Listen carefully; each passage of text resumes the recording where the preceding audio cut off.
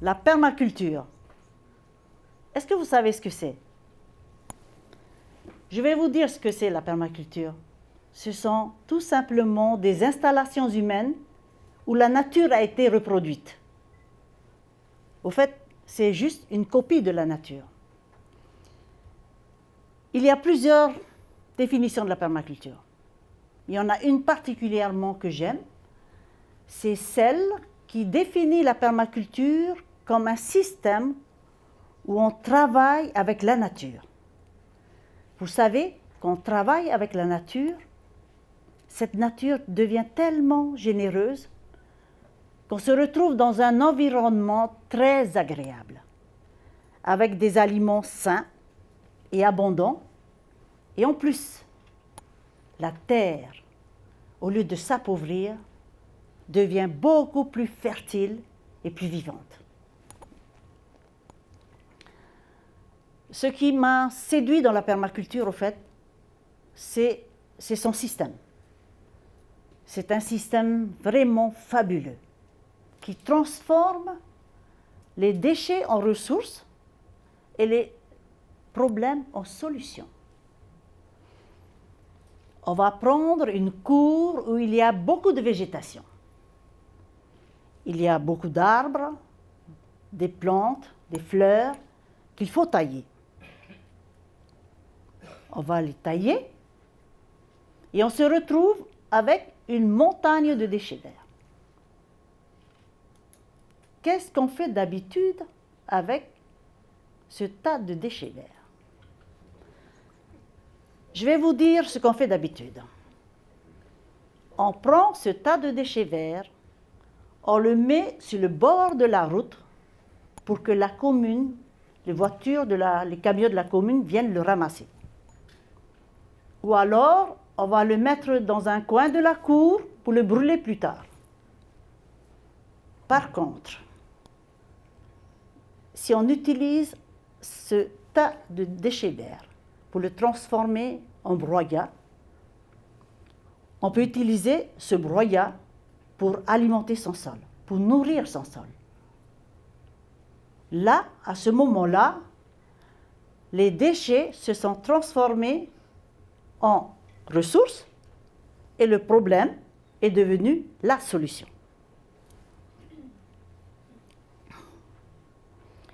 Il y a longtemps, j'ai lu dans la Bible, dans le livre de Job, un passage qui dit « Parle à la terre, elle t'enseignera ».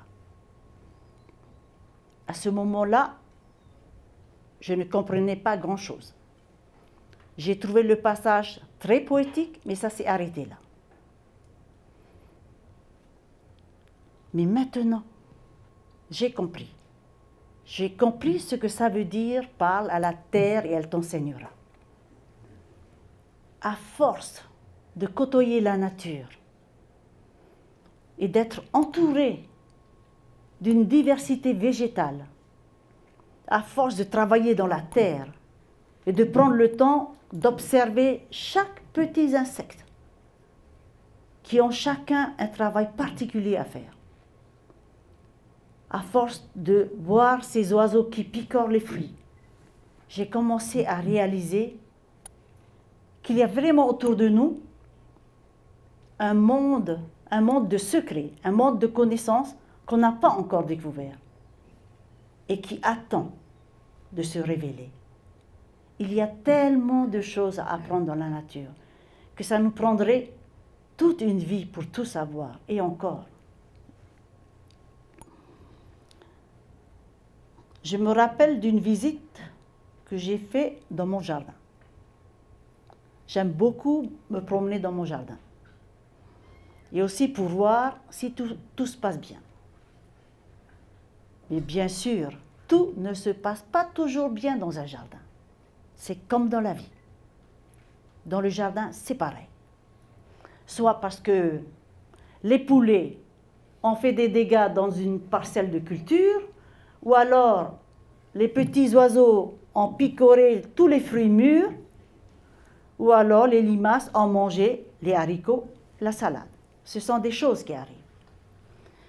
Et donc, pendant la visite, de ce jour-là, j'ai eu vraiment l'impression que je ne pouvais plus me permettre d'avoir des pensées négatives. Parce que je sentais que mes plantes captaient mes émotions et voyaient ce qui se passait dans mes pensées. J'ai vraiment eu une sensation très, très étrange. Et je me suis dit, d'habitude, ce sont les plantes qui ont de l'impact sur nous. Et là, à ce moment-là, j'ai eu l'impression, j'avais de l'impact sur les plantes, comme si j'avais un certain pouvoir sur elles. Vous savez, après ce jour-là, j'ai beaucoup réfléchi. Je me suis dit, si la permaculture est un concept positif qui transforme le problème en solution, ce n'est pas du tout normal de ma part d'avoir des pensées qui ne vont pas dans le sens de la solution. Et après réflexion, j'ai décidé d'avoir des pensées positives. Parce que vous savez, la nature nous regarde. La nature nous observe.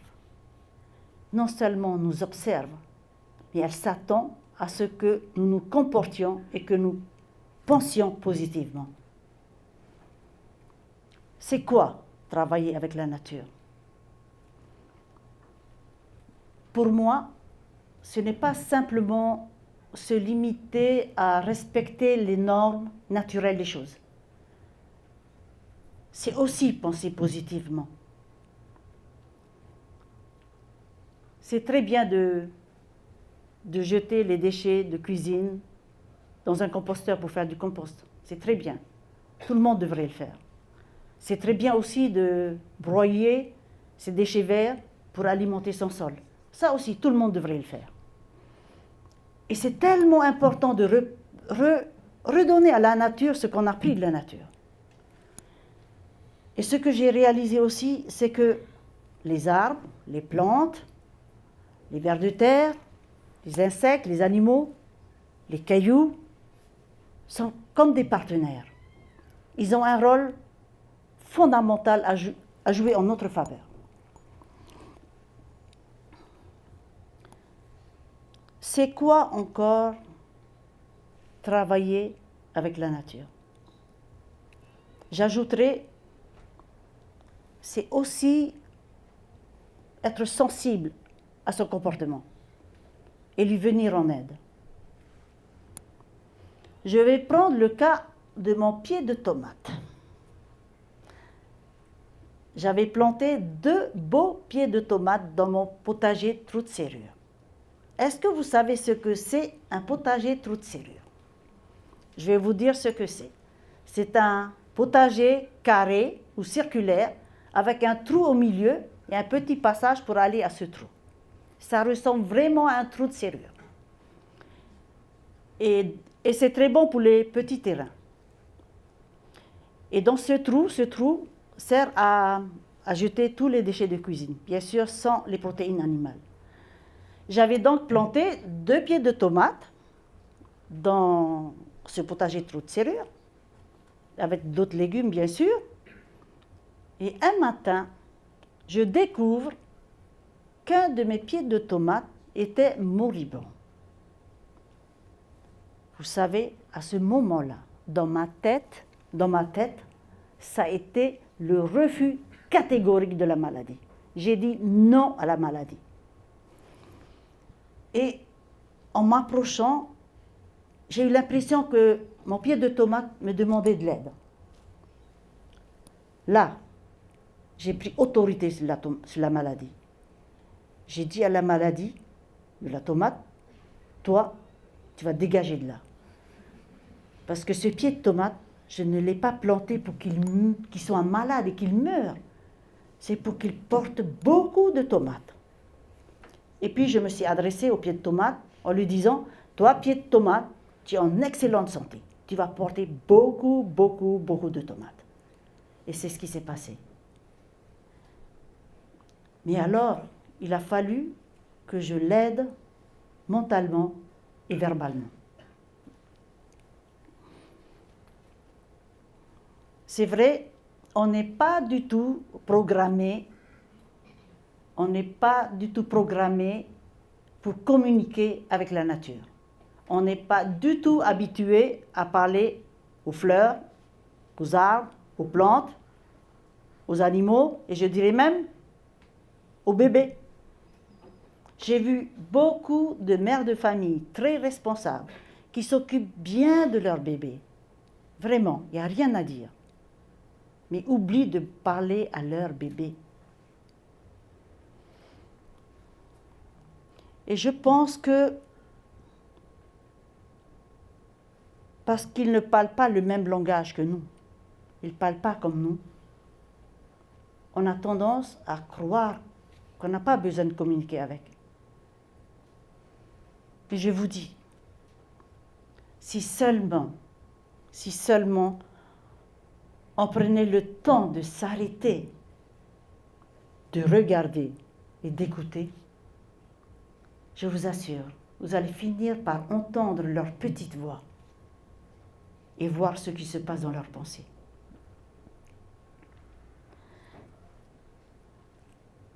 Ce que je veux mettre en évidence ce soir, c'est vraiment notre rôle vital dans la réhabilitation de la nature. La nature a besoin de nous et nous avons besoin d'elle. Dans la nature, tous les éléments sont interdépendants et nous en faisons partie. Et ce soir, je vous invite donc à travailler avec la nature, à vraiment travailler en harmonie avec la nature. Comme j'ai dit au début, quand on travaille avec la nature, cette nature devient tellement généreuse qu'il se passe quelque chose de miraculeux. On aurait dit que la nature s'ouvre sur notre passage et fait sa belle tant qu'elle peut pour nous servir, parce qu'elle a été créée pour ça. Merci.